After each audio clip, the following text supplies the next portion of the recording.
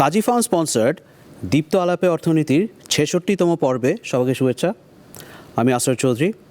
আজকের পর্বে আমরা মনোপলিস্টিক কম্পিটিটিভ মার্কেটে বিহেভিয়ারাল এলিমেন্টস দেখার চেষ্টা করব। আসুন শুরু করা যাক। আলাপে অর্থনীতির গত পর্বে আমরা মনোপলিস্টিক কম্পিটিটিভ মার্কেটের ইকোনমিক কারণগুলো আলোচনা করেছি। আলোচনা করতে গিয়ে আমরা দুটো কারণের উপর এমফেসিস দিয়েছিলাম। প্রথমটা হচ্ছে ফিজিক্যাল অ্যাট্রিবিউটস, অর্থাৎ একটা দ্রব্য বা সেবার ভৌতিক বৈশিষ্ট্য। দ্বিতীয় অ্যাট্রিবিউটসটা ছিল দ্রব্যের ভৌগোলিক অবস্থান কোথায়। এই দুটো আলোচনা করতে গিয়ে আমরা বলেছিলাম তৃতীয় এক দল বৈশিষ্ট্য আছে, এই বৈশিষ্ট্যের নাম হচ্ছে বিহেভিয়ারাল এলিমেন্টস। আজকের পর্বে আমরা মনোপলিস্টিক কম্পিটিটিভ মার্কেটে বিহেভিয়ারাল এলিমেন্টসগুলো কীভাবে এই এলিমেন্টসগুলো মনোপলিস্টিক কম্পিটিটিভ মার্কেটকে প্রভাবিত করে সেটা দেখার চেষ্টা করব। আমরা প্রথমে নিও ক্লাসিক্যাল অপটিমাইজেশন কীভাবে করা হয় সেটা রিভিজিট করি। আমরা প্রতিটা টেক্সট বুকে যখনই অপটিমাইজেশন আলোচনা করি তখনই আমরা ইউটিলিটি ম্যাক্সিমাইজ করি। আমাদের ইউটিলিটি ম্যাক্সিমাইজ করার সূত্রটা কী ছিল? ইউটিলিটি ফাংশন যদি ইউ অফ এক্স ওয়াই হয় তাহলে আমরা কীভাবে ম্যাক্সিমাইজ করেছি? আমরা বলেছি maximise utility function of X Y subject to a budget constraint. Budget constraint আমরা কীভাবে লিখেছি? M is equal to P X X plus P Y Y. John Stuart Mill যে ইকোনমিক অ্যাক্টার্সের বর্ণনা দিয়েছিলেন তার নাম দিয়েছিলেন উনি হোমো ইকোনমিকাস। অর্থাৎ আমাদের যে ইকোনমিক অ্যাক্টার আছে উনি যখন র্যাশনাল ডিসিশন নিচ্ছেন, উনি যখন ইউটিলিটি ম্যাক্সিমাইজ করার চেষ্টা করছেন, উনি পুঙ্খানুপুঙ্খভাবে ম্যাক্সিমাইজ করতে পারবেন। এই পুঙ্খানুপুঙ্খভাবে ম্যাক্সিমাইজ করতে গিয়ে উনি যে কনসেপ্টটা অবতারণা করেন সেটা হচ্ছে গ্লোবাল অপটিমাইজেশন। গ্লোবাল কেন? অপটিমাইজেশন রেঞ্জে যত কিছু আছে সব কিছু আমাদের হোমো ইকোনমিকাস, আমাদের পূর্ণ র্যাশনাল ব্যক্তি সব কিছু বিবেচনা করতে পারবেন। অর্থাৎ তার চয়েস সেটে কী কী আছে না নাই সব কিছু উনি দেখতে পারবেন। এই অ্যাসাম্পশনটাকে যদি আমরা সিমেন্ট করতে চাই তাহলে আমাদের আরও দুটো অ্যাসাম্পশন দরকার ছিল। অ্যাসাম্পশন দুটো কি? ভোক্তার কাছে বা র্যাশনাল ডিসিশন মেকারের কাছে পারফেক্ট ইনফরমেশন আছে, ভোক্তার কাছে বা র্যাশনাল ডিসিশন মেকারের কাছে জিরো সার্চ কস্ট আছে। গত পর্বে আমরা দেখেছি পারফেক্ট ইনফরমেশন সম্ভব না। গত পর্বে আমরা আরও দেখেছি জিরো কস্ট সার্চও সম্ভব না। এই কারণে এই যে অপটিমাইজেশন আমরা করছি এইটা পূর্ণভাবে একজন সাধারণ মানুষ করতে পারবেন না। যদি করতে পারতেন তাহলে একটা ইনডিফারেন্স কার্ভের প্রতিটা বিন্দুর মার্জিনাল রেট অফ সাবস্টিটিউশন অর্থাৎ এমআরএস ক্যালকুলেট করতে পারতেন। এটা যদি আমাদের র্যাশনাল ডিসিশন মেকার করতে পারতেন তাহলে প্রতিটা বিন্দুতে যে স্লোপটা হচ্ছে marginal rate of substitution of X Y, এটা যখন বাজেট লাইনের স্লোপ অর্থাৎ P X by P Y সমান হবে সেটা উনি পুঙ্খানুপুঙ্খভাবে ক্যালকুলেট করতে পারবেন। আমাদের হোমো ইকোনমিকাস মডেলে পারে, সাধারণ মানুষ মডেলে পারে না। তার কারণ হচ্ছে আমাদের ব্রেইন, আমাদের মস্তিষ্কের অসীম ক্ষমতা নাই, যার কারণে সে ইচ্ছা মতো ক্যালকুলেট করতে পারে। হিউম্যান ব্রেইন এর লিমিটেশনস আছে। হিউম্যান ব্রেইন অন্য যে কোনো ইকোনমিক রিসোর্সের মতো স্কেরসিটির সম্মুখীন হয়। ইকোনমিস্টরা যখন এই যে র্যাশনাল মডেলগুলো তৈরি করছেন তখন কি তারা বুঝতেন না যে হিউম্যান ব্রেনের অসীম ক্যাপাসিটি নাই? তারা বুঝতেন, কিন্তু তারা কিছু করতে পারেন নাই। তখন 1789 সালে জেরেমি বেনথাম উনি বলেছিলেন মানুষ কী করে? মানুষ যে জিনিসটা পছন্দ করে সেটা ম্যাক্সিমাইজ করার চেষ্টা করে, প্লেজার। মানুষ যে জিনিসটা পছন্দ করে না সেটাকে মিনিমাইজ করার চেষ্টা করে, পেইন। তার মানে মানুষ কার্যত একটা অপটিমাইজেশন প্রবলেম, সেটা ম্যাক্সিমাইজেশনই হোক আর মিনিমাইজেশনই হোক, সেটা সাইকোলজিক্যালি দেখার চেষ্টা করে। 1789 সালের পর থেকে যদি আমরা 1906 সালে আসি, তখন আমরা দেখব প্যারেটো, উইলফ্রেডো প্যারেটো, উনিও কিন্তু এই জিনিসটা বুঝতে পেরেছিলেন। উনি যখন ইনডিফারেন্স কার্ভস অ্যানালিসিস ডেভেলপ করেন, তখন কিন্তু উনি বুঝে গিয়েছিলেন যে আমরা কার্ডিনাল ইউটিলিটি আসলে করতে পারি না। আমাদের ইউটিলিটিটা হচ্ছে অর্ডিনাল, অর্থাৎ র্যাঙ্কিং। যে কোনো র্যাঙ্কিং যদি শব্দটা আমরা ব্যবহার করি, অর্ডিনাল, এটি কিন্তু একটা সাইকোলজিক্যাল অবস্থা হয়ে যায়। কিন্তু 1906 সালে প্যারেটো এর থেকে আর বেশি কিছু বলতে পারেন নাই, কারণ ওনার ইনটিউশনটা ঠিক ছিল, কিন্তু ওনার হাতে কোনো টুলস ছিল না যার মাধ্যমে উনি ওনার এই চিন্তাধারাকে এক ধাপ এগিয়ে নিয়ে যাবে। 1906 সাল থেকে আমরা এখন 1955 সালে আসছি। এই বছর হার্বার্ট সিমন বা হার্বার্ট সাইমন, আমরা যেভাবে ওনার নাম উচ্চারণ করি, একজন মার্কিন অর্থনীতিবিদ, উনি একটা আর্টিকেল লেখেন। আর্টিকেলটার নাম behavioural model of rational choice. এটা কোয়ার্টারলি জার্নাল অফ ইকোনমিক্স জার্নালে প্রকাশিত হয়। সেখানে সাইমন বলেন মানুষ র্যাশনাল, তার মানে মানুষ অপটিমাইজ করতে চেষ্টা করে, কিন্তু এই অপটিমাইজেশনটা লিমিটেড, সীমিত। এইটাকে উনি কয়েন করেন বাউন্ডেড র্যাশনালিটি। বাউন্ডেড র্যাশনালিটি নামটা থেকেই বোঝা যাচ্ছে মানুষ র্যাশনাল, কিন্তু কোনো বাউন্ডারি আছে, অর্থাৎ র্যাশনালিটিটা সীমিত। কেন? মানুষ যখন কোনো কিছু দেখে, তখন মানুষ কী করে? তার প্রথম ইন্দ্রিয়টা কাজ করে। প্রথম ইন্দ্রিয়টা কি? চোখ। চোখ থেকে সিগন্যাল ব্রেনে যায়, তারপর ব্রেন সেই ইনফরমেশনটা প্রসেস করা শুরু করে। হার্বার্ট সিমন তখন একটা শব্দ উনি বানান, এটা ডিকশনারিতে নাই, উনি নিজে নিজে বানিয়েছেন। এই শব্দটার নাম হচ্ছে স্যাটিসফাইস। উনি কীভাবে বানিয়েছেন শব্দটা? স্যাটিসফাইস হচ্ছে স্যাটিসফাই যোগ সাফাইস। স্যাটিসফাই কেন? আমাদের র্যাশনাল ডিসিশন মেকার তিনি ম্যাক্সিমাইজ করতে চাচ্ছেন অথবা মিনিমাইজ করতে চাচ্ছেন, যেটা ওনাকে আনন্দ বা পেইন লাঘবে সাহায্য করবে। সাফাইসটা কি? সাফাইস মানে এর বেশি উনি ম্যাক্সিমাইজ অথবা মিনিমাইজ করবেন না। অর্থাৎ উনি মানসিকভাবে, মেন্টালভাবে একটা সীমা নির্ধারণ করে ফেলছেন। হোমো ইকোনমিকাস এই কাজটা করতেন না। Homo economicus MRS of X Y is equal to P X by P Y যতক্ষণ পর্যন্ত না হবে, যতক্ষণ পর্যন্ত হাইয়েস্ট ইনডিফারেন্স কার্ভ না আসবে বাজেট কনস্ট্রেন্টের সাপেক্ষে, হোমো ইকোনমিকাস ক্যালকুলেশন করেই যাবে। মানুষ সেটা পারে না বিধায় মানুষ একটা ম্যাক্সিমাম অথবা একটা মিনিমাম নির্ধারণ করে। এইটাকে হার্বার্ট সিমন বলেন অ্যাসপিরেশনাল লেভেল। অর্থাৎ আমরা যে জিনিসটা আকাঙ্ক্ষা করছি, মিনিমাম যে জিনিসটা দেখার চেষ্টা করছি, এইটা দেখা হলেই আমরা স্টপ করব, আমরা আর ফার্দার অপটিমাইজেশন করব না।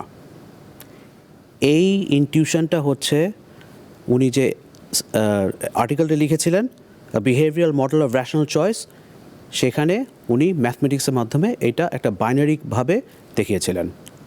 নিওক্লাসিক্যাল অপটিমাইজেশন আর বাউন্ডেড র্যাশনালিটির অপটিমাইজেশন, এই দুটোর মধ্যে পার্থক্যটা কি?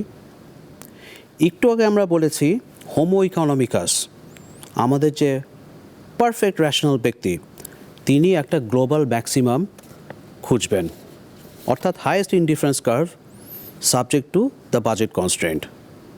অর্থাৎ এমআরএস অফ এক্স ওয়াই সমান P X of X Y পর্যন্ত যতক্ষণ না আসবে, ততক্ষণ পর্যন্ত উনি হায়ার ইনডিফারেন্স কার্ভে যেতেই থাকবেন। ইমপ্লিসিট অ্যাসাম্পশন কি? হোমো ইকোনমিকাসের কাছে পারফেক্ট ইনফরমেশন আছে। আরেকটি ইমপ্লিসিট অ্যাসাম্পশন কি? হোমো ইকোনমিকাসের কাছে কি আছে?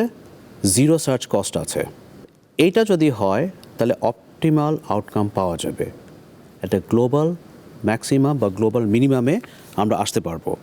বাউন্ডেড র্যাশনালিটি অবশ্যই র্যাশনালিটি, এটা অবশ্যই ইউটিলিটি ম্যাক্সিমাইজ করার চেষ্টা করছে অথবা এক্সপেন্ডিচার মিনিমাইজ করার চেষ্টা করছে, কিন্তু আমাদের ব্রেইন আমাদের মস্তিষ্কে যেহেতু কগনিটিভ লিমিটেশন আছে, আমরা পুরোপুরি অপটিমাইজেশন করতে পারবো না। এইটাই হচ্ছে বাউন্ডেড র্যাশনালিটির মূল মন্ত্র। আমাদের মস্তিষ্ক অর্থাৎ হিউম্যান ব্রেইনের কগনিটিভ অ্যাবিলিটি সীমিত কেন? সীমিত এই কারণে যে অন্যান্য যে কোনো ইকোনমিক দ্রব্যের মতো আমাদের মস্তিষ্কেও সীমিত, তার ক্যাপাসিটিস আছে। প্রথম ক্যাপাসিটিটা হচ্ছে ব্রেইনের একটা এনার্জি লিমিট আছে। ব্রেইন পুরো শরীরের যত এনার্জি আছে তার শতকরা প্রায় 20% এনার্জি খরচ করে, অথচ পুরো শরীরের শতকরা 2% বেশি তার ম্যাস নাই। সুতরাং এই ছোট্ট একটা অর্গান আমাদের বডিতে আমাদের পুরো শরীরের 20% এনার্জি খরচ করে ফেলে। দ্বিতীয় সীমাবদ্ধতাটা হচ্ছে ব্রেইন এই যে এনার্জি খরচ করছে তার মেমোরি, তার স্মৃতিশক্তিতে সীমাবদ্ধতা আছে। মানুষ 4টা জিনিসের বেশি একসাথে হিসাব করতে পারে না, বড় জোর 4।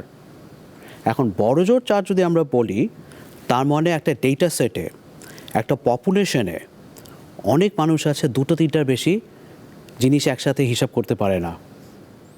তাহলে ব্রেইন কিন্তু সুপার কম্পিউটার না, ব্রেইন একটা কম্পিউটার, কিন্তু লিমিটেড কম্পিউটার। হোমো ইকোনমিকাসের মতো সুপার কম্পিউটার না। আমাদের মস্তিষ্ক 4টার বেশি লজিক একসাথে সামলাতে পারে না। তৃতীয়টা হচ্ছে, এটাও এনার্জির সাথে রিলেটেড, ব্রেইন যেহেতু শরীরের 20% এনার্জি খরচ করে, ব্রেইন কিছুক্ষণ পর টায়ার্ড হয়ে যায়। তার গ্লুকোজ লেভেল কমে গেলে তার পক্ষে চিন্তা করাটা কষ্টসাধ্য হয়ে যায়। আমরা যখন ক্ষুধার্ত থাকি, আমরা যখন ঘুমন্ত অবস্থায় থাকি, আমরা কিন্তু চিন্তা করতে পারি না। চিন্তা করা খুবই কষ্টকর, কারণ আমাদের এনার্জি খরচ হচ্ছে, গ্লুকোজ লাগবে, ব্রেনের গ্লুকোজের সীমাবদ্ধতা আছে। আরেকটা কারণ বিবর্তন অর্থাৎ ইভলিউশন থেকে আসছে। 50,000 বা 1,00,000 বছর আগে মানুষের যে হিউম্যান ব্রেন ছিল তার চেয়ে অনেক ভালো ব্রেন, অনেক উন্নত মানের ব্রেন এখন আছে। কিন্তু আমরা যদি ইভলিউশনারি সায়েন্স বিবর্তনবাদ দেখি, তাহলে আমরা দেখব আমাদের ব্রেন আসলে তৈরি হয়েছে কুইক ক্যালকুলেশনের জন্য। চট করে ক্যালকুলেশন করবে। ব্রেন অবশ্যই আস্তে আস্তে ক্যালকুলেশন করতে পারবে, কিন্তু এই ক্যালকুলেশন করতে গেলে ব্রেনের অনেক এনার্জি খরচ হবে। তাহলে আমাদের 2 রকম সিস্টেম আছে। এটাতে আমরা পরে আবার ইলাবোরেট করব। এই মুহূর্তে আমরা শুধু বলি এই সিস্টেম হচ্ছে 2টো, সিস্টেম 1, সিস্টেম 2। সিস্টেম 1 হচ্ছে কুইক থিঙ্কিং, সিস্টেম 2 হচ্ছে স্লো থিঙ্কিং। এই কনসেপ্টটা ইন্ট্রোডিউস করেন এইমস টিভার্স্কি আর ড্যানিয়েল কানেমান। এইসব সীমাবদ্ধতার কারণে ব্রেইন চাইলেও হোমো ইকোনমিকাসের মতো ক্যালকুলেশন করে MRS অফ XY সমান PX অফ PY অর্থাৎ হাইয়েস্ট ইনডিফারেন্স কার্ভ কোথায় হবে এটা লোকেট করতে পারে না। ব্রেইন স্যাটিসফাই করবে ঠিকই, ব্রেনের একটা থ্রেশহোল্ড আছে। আমরা মিনিমাম ওই থ্রেশহোল্ডটা দেখলেই আমরা স্টপ করব। এইখানে স্টপ করব 2টো কারণে। একটা হচ্ছে আমাদের ইনফিনিট টাইম নাই, কিন্তু ক্যালকুলেশন করতে হচ্ছে সময় লাগে। 2, আমাদের পারফেক্ট ইনফরমেশন নাই। 3, আমাদের সার্চ কস্ট 0 নয়, যে কারণে ব্রেইন অপটিমাম লেভেলের আগেই অধিকাংশ সময় স্টপ করবে। তাহলে সে অপটিমামের কাছাকাছি যাচ্ছিল র্যাশনাল, কিন্তু অপটিমাম পর্যন্ত তার কগনিটিভ অ্যাবিলিটির সীমাবদ্ধতা বলে সে অপটিমাম পর্যন্ত যেতে পারছে না, সেই জন্য এটা বাউন্ডেড। এই কারণে হার্বার্ট সাইমন উনি বাউন্ডেড র্যাশনালিটি শব্দটা কয়েন করেন। আমরা মনোপলিস্টিক কম্পিটিটিভ মার্কেট আলোচনা করছি। আমরা মনোপলিস্টিক কম্পিটিটিভ মার্কেটে প্রোডাক্ট ডিফারেন্সিয়েশন যে হয় তার ইকোনমিক কারণগুলো গত পর্বে বলেছি। এই পর্বে আমরা বিহেভিয়ার এলিমেন্টসটা ইন্ট্রোডিউস করলাম। তাহলে স্বাভাবিকভাবে প্রশ্ন জাগবে, এই বিহেভিয়ারাল এলিমেন্টসের সাথে মনোপলিস্টিক কম্পিটিটিভ মার্কেটের সম্পর্কটা কোথায়? এই যে আমরা অ্যাসপিরেশন লেভেলটা সেট করছি, অর্থাৎ একটা মোবাইল ফোনে কিন্তু অনেক ধরনের ফিচার্স থাকে। গত পর্বে আমরা মোবাইল ফোনের উদাহরণ দিয়েছি। সব কয়টা ফিচার আমরা হয়তো জীবনেও ব্যবহার করব না, কিন্তু কিছু মিনিমাম ফিচার্স আছে। এই ফিচার্সগুলো যদি আমরা মোবাইল ফোনে দেখি এবং আমাদের অন্যান্য অ্যাসপিরেশন লেভেলের সাথে এটা সামঞ্জস্যপূর্ণ হয়, আমরা কিন্তু ওই মোবাইল ফোনটি চুজ করি, অর্থাৎ আমাদের সার্চটা ওখানেই বন্ধ করি। এইটাকে হার্বার্ট সিমন উনি বলেছিলেন গুড ইনাফ অপশন। মোটামুটি যেটা আমরা চাচ্ছি, আমাদের সময় স্বল্পতার কারণেই হোক, ইনফরমেশনের স্বল্পতার কারণেই হোক, সার্চ কস্টের স্বল্পতার কারণেই হোক, আমরা ওখানে স্টপ করছি। এই যে আমরা গুড ইনাফ অপশনটা খুঁজছি, এই যে আমরা গুড ইনাফ অপশনে স্টপ করছি, এরকম নানান ধরনের গ্রুপস থাকে একটা মার্কেটে। কারো থ্রেশহোল্ড এইখানে স্টপ করছে, কারো থ্রেশহোল্ড আরেকটু উপরে যাচ্ছে, কারো থ্রেশহোল্ড আরও উপরে যাচ্ছে। 3 জন ব্যক্তি যদি হয় ঠিক আছে, কিন্তু মার্কেটে তো আমরা 3 জন ব্যক্তি দেখব না। মার্কেটে আমরা দেখব 3 ধরনের গ্রুপের ভোক্তা। আমরা বারবার বলেছি, মার্কেটস যদি আমরা সেলারের দৃষ্টিকোণ থেকে দেখি, তাহলে মার্কেটের আউটকামের সার্থকতা নির্ভর করবে বায়াররা কীভাবে বিহেভ করছে। বায়াররা যেভাবে বিহেভ করবে, ফার্মরা ঠিক সেভাবে রেসপন্ড করবে। তাহলে বায়াররা কীভাবে বিহেভ করছে, আমরা ছোট্ট একটা উদাহরণ দিয়ে দিই। আবার মোবাইল ফোনে যাই। আমাদের মার্কেটে 3 ধরনের গুড ইনাফ অপশনস আছে। একটা দলের কাছে তারা বাজেট সচেতন, বাজেট কনশাস, বাজেট কশাস।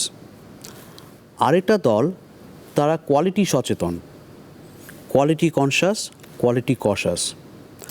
আরেকটা দল আছে তারা কিছুটা বাজেট কনশাস, কিছুটা কোয়ালিটি কনশাস। তাহলে আমাদের মার্কেটে 3 ধরনের গুড ইনাফ এলিমেন্টের 3 ধরনের গ্রুপস আছে। আমরা যদি কোনো মোবাইল ফোনের কোম্পানির কথা চিন্তা করি, তারা কি করে? তারা একটা হাই এন্ডের একটা মোবাইল কিছু বানায়, মিড রেঞ্জের কিছু মোবাইল বানায়, আর লো রেঞ্জের কিছু মোবাইল বানায়। কেন? হাই এন্ডে যারা আছেন তারা কোয়ালিটি কনশাস অনেক বেশি, লো এন্ডে যারা আছেন তারা বাজেট কনশাস অনেক বেশি, আর মাঝামাঝি একটা গ্রুপ থাকে, তারা কিন্তু কোয়ালিটিও চায়, কিন্তু ওই হাই কোয়ালিটি অ্যাফোর্ড করার মতো তাদের বাজেট কুলাচ্ছে না। তাহলে তারা মাঝামাঝি একটা জায়গায় আছে। যে কোনো মোবাইল ফোনের কোম্পানি আমরা দেখি, সাধারণত এই 3 ধরনের মোবাইল ফোন তারা মার্কেটে সরবরাহ করে। কেন? কারণ ভোক্তারা 3টা দলে বিভক্ত। তাহলে এই যে বাউন্ডেড র্যাশনালিটির কারণে, এই যে অ্যাসপিরেশন লেভেলের কারণে 3 ধরনের যে আমরা দল দেখছি, আমরা কি বলছি? গত পর্বে আমরা বলেছি মার্কেটটা সেগমেন্টেড হচ্ছে, মার্কেটটা বিভাজিত হচ্ছে। এক এক বিভাজনে এক এক দল ভোক্তা ঢুকছে।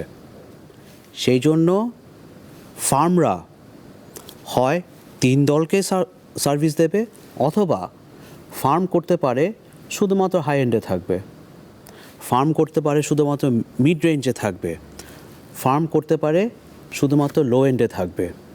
এই যে bounded rationality, aspiration level, good enough, এই 3 ভাবে কি হচ্ছে? মার্কেটটা 3 রকমের সেগমেন্টেশনে সেগ্রিগেটেড হচ্ছে। আমরা প্রোডাক্ট ডিফারেন্সিয়েশন কিভাবে ডিফাইন করেছিলাম? Similar but not identical in the eyes of the consumer. আমরা আইজ অফ দ্য কনজিউমার ইচ্ছা করেই বলেছি। কেন বলেছি সেটা আজকে আমরা ব্যাখ্যা করব। মানুষ যখনই কোনো কিছু দেখে, সর্বপ্রথম ইন্দ্রিয়টা 99 বার চোখ দিয়ে দেখবে। তাহলে এই যে ডিফারেন্সিয়েশনগুলো মানুষ করছে, সেটা গুণগত হোক, সেটা সেবাগত হোক, মানুষ প্রথমে চোখ দিয়ে দেখে। সেই কারণে আমরা বলছি the eyes of the consumer.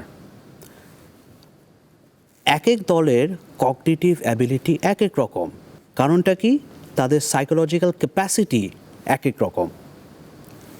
এই জন্য ইকোনমিক্স আমরা যতই পজিটিভ অ্যানালিসিস করি, এই জন্য আমরা ইকোনমিক্সে যত নর্মেটিভ অ্যানালাইসিস করি এর মধ্যপন্থার একটা অ্যানালাইসিস আছে, এটা হচ্ছে সাইকোলজি অ্যানালাইসিস। অ্যাডাম স্মিথ 1776 সালে জিনিসটা বুঝতে পেরেছিলেন, কিন্তু ওই যে উইলফ্রেডো প্যারেটো ওনার মতো 1906 সালেও উনি কিছু করতে পারেন নাই, কারণ ওনার হাতে সেই টুলসটা ছিল না। স্মিথ, প্যারেটো দুজনের কাছে ইনটিউশনটা ছিল, টুলসটা ছিল না। এই টুলসটার জন্য আমাদেরকে বসে থাকতে হয়েছে 1955 সাল পর্যন্ত, যখন হারবার্ট সাইমন ওনার সেই কালজয়ী আর্টিকেলটা লেখেন। আমরা আগামী পর্বে হিউরিস্টিক্স আর বায়াসিস এই দুটো কনসেপ্ট ইন্ট্রোডিউস করব। এই দুটো কনসেপ্ট কী, কীভাবে মনোপলিস্টিক কম্পিটিটিভ মার্কেটে প্রভাব ফেলে সেটা দেখব। আজকের পর্বে আমরা জেনারেটিভ কৃত্রিম বুদ্ধিমত্তা ব্যবহার করেছি কনসেপ্ট ক্ল্যারিফাই করার জন্য। আমাদের ফেসবুক পেজে লাইক দিবেন, কমেন্ট করবেন, ফলো করবেন। আমাদের ইউটিউব চ্যানেলে লাইক দিবেন, সাবস্ক্রাইব করবেন, কমেন্ট করবেন, আর অবশ্যই বেল আইকনটা প্রেস করতে ভুলে যাবেন না। আপনাদের সাথে আবারও দেখা হবে। সেই পর্যন্ত ভালো থাকবেন, সুস্থ থাকবেন।